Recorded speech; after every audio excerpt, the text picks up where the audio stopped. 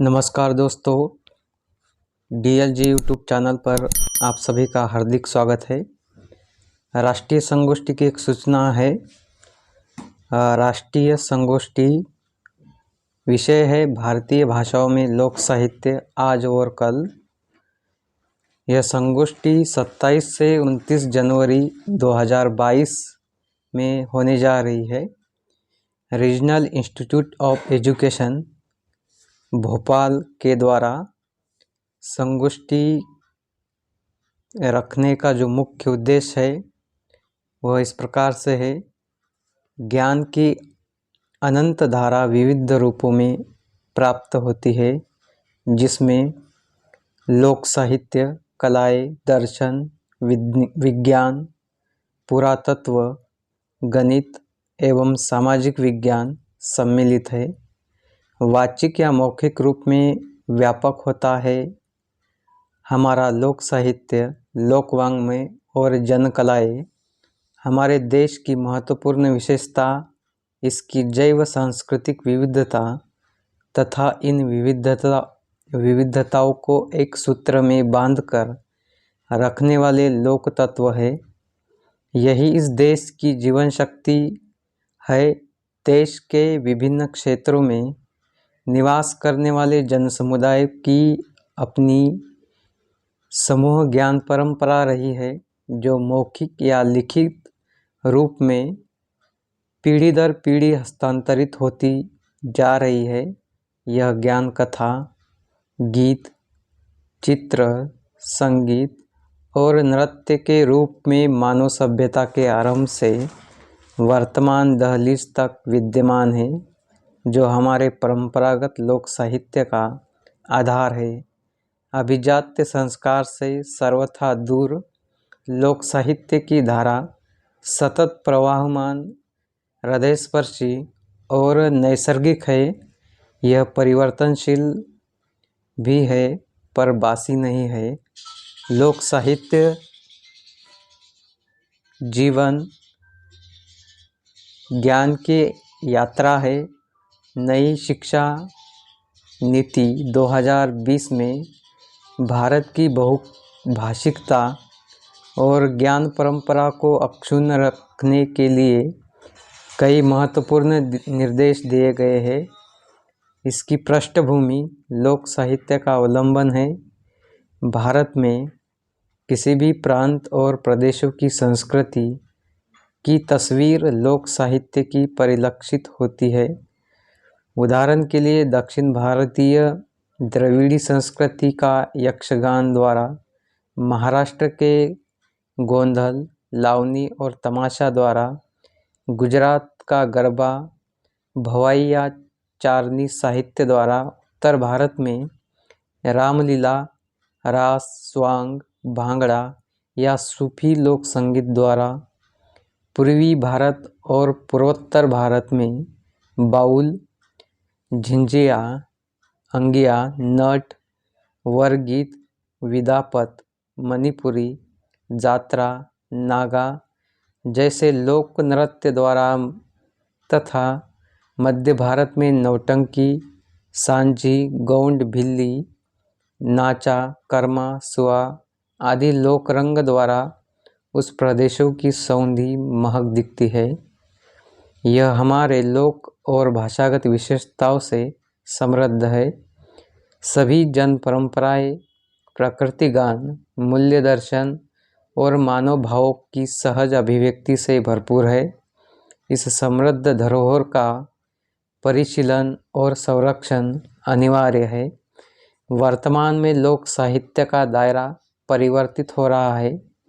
भौतिक संसाधन, वैज्ञानिक और तकनीकी विकास से हमारा जीवन बदल गया है। बाजारवाद और पश्चिमी प्रभाव से लोक साहित्य के समक्ष चुनौतियां खड़ी हो गई है। जिस वनांचलों और गांवों से लोक संस्कृति का जन्म हुआ था, जहां लोक की रस धारा बहती थी, वहां आज गांव टूट रहे हैं।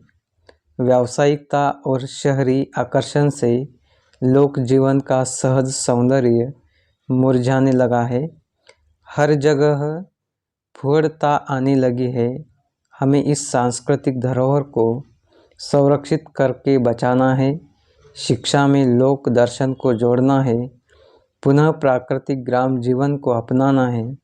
परिवर्तन और सृजन की प्रक्रिया में व्यवसाय और सौंदर्य बोध के साथ लोक साहित्य से सम्मिलित करना है। यह सुनिश्चित करना होगा कि भविष्य में लोक संपदा का स्थान शीर्ष हो। संबंधित संगोष्ठी के जो विषय और उपविषय रहे हैं वे इस प्रकार से रहे हैं। भारतीय भाषाओं के लोक साहित्य की समृद्ध परंपरा का अनुशीलन, जिसके अंतर्गत उपविषय इस प्रकार से दिए गए हैं। लोक साहित्य का उद्भव और विकास, मिथकीय चर्चा। भारत में लोक कलाएँ, लोक कथा और लोक रंगों का अभ्यास। पूर्व से पश्चिम, उत्तर से दक्षिण के लोक साहित्य की चर्चा। भारतीय लोक साहित्य का तुलनात्मक अभ्यास। भारतीय लोक साहित्य में वैविध्य और सौंदर्य बोध। भारतीय ज्ञान परंपराओं के विविध स्वरूप और लोक साहित्य। समकालीन ललित साहित्य और लोक साहित्य। समकालीन जनजीवन और लोक साहित्य। दूसरा विषय है भारतीय लोक साहित्य और शिक्षा व्यवस्था की आवश्यकता।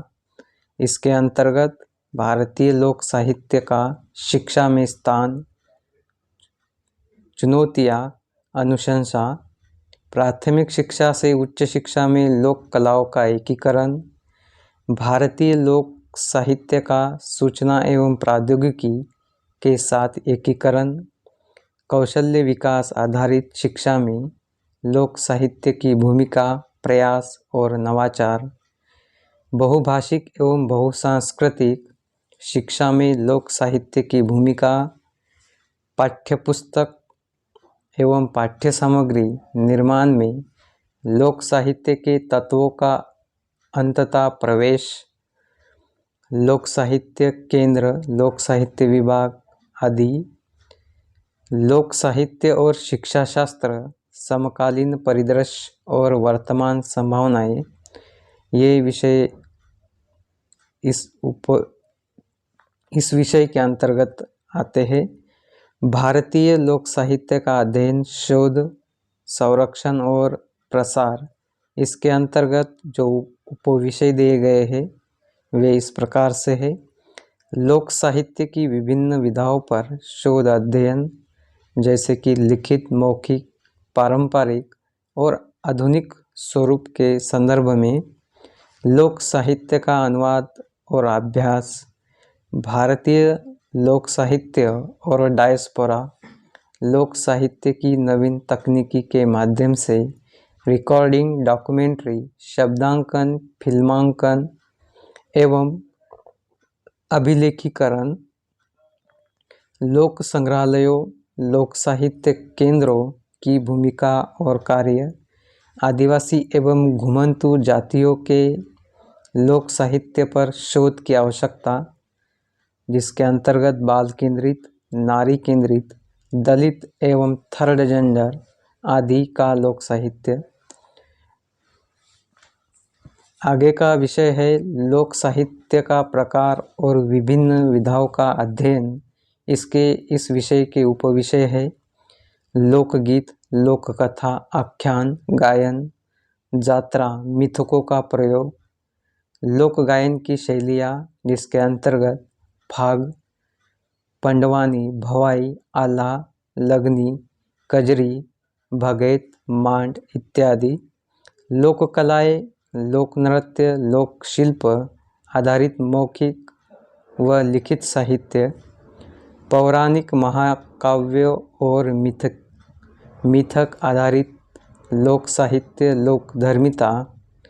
लोक नृत्य, लोकनाट्य, जिसके अंतर्गत नाचा, भवई, नौटंकी, लावनी, तमाशा, रास, रामलीला, स्वांग, बाउल, झिंझिया, अंकिया, नट, विदापत एवं आदिवासी नृत्य इत्यादि।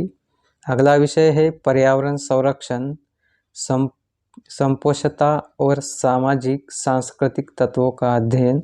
इसके अंतर्गत उपविषय दिए गए हैं। लोक साहित्य में चराचर विवेक व्यवहार का संदर्भ, प्रकृति विज्ञान एवं लोक साहित्य का अनुबंध, राष्ट्रीय एकीकरण में लोक साहित्य की भूमिका और संभावनाएं, लोक साहित्य में जीवन दर्शन एवं सौंदर्य बोध, सामाजिक सांस्कृतिक संदर्भ में। अगला विषय है स्वाधीनता आंदोलन में लोक साहित्य की भूमिका और इस विषय के उपविषय है सन 1857 के विद्रोह से संबंधित लोक साहित्य, लोक साहित्य का ऐतिहासिक विश्लेषण, लोकनाट्य की परंपराओं में उपनिवेशिक गुलामी का प्रतिरोध चर्चा, लोकाख्यान में राष्ट्रीय घटनाओं एवं मानव की प्रतिछवि, स्वतंत्रता आंदोलन की विविध घटनाओं में लोक साहित्य का संदर्भ। तो संगोष्ठी के इस प्रकार से विषय और उपविषय दिए गए हैं। आप इनमें से किसी भी एक विषय पर अपना शोध पत्र लिखकर भेज सकते हैं।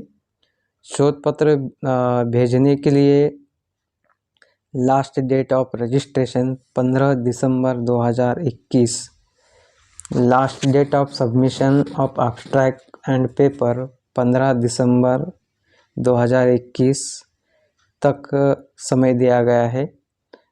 आप यहाँ पे जो ईमेल आईडी दी गई है उसमें शोध पत्र बनाकर हिंदी, अंग्रेजी, गुजराती, मराठी और उर्दू भाषा में शोध पत्र भेज सकते हैं।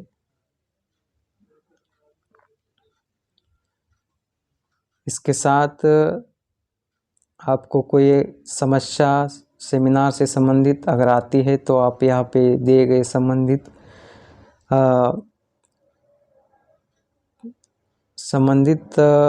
फ़ोन पर संपर्क करके आप वहाँ पे कांटेक्ट कर सकते हैं। जानकारी अच्छी लगी तो चैनल को लाइक करें, शेयर करें, सब्सक्राइब करें। धन्यवाद।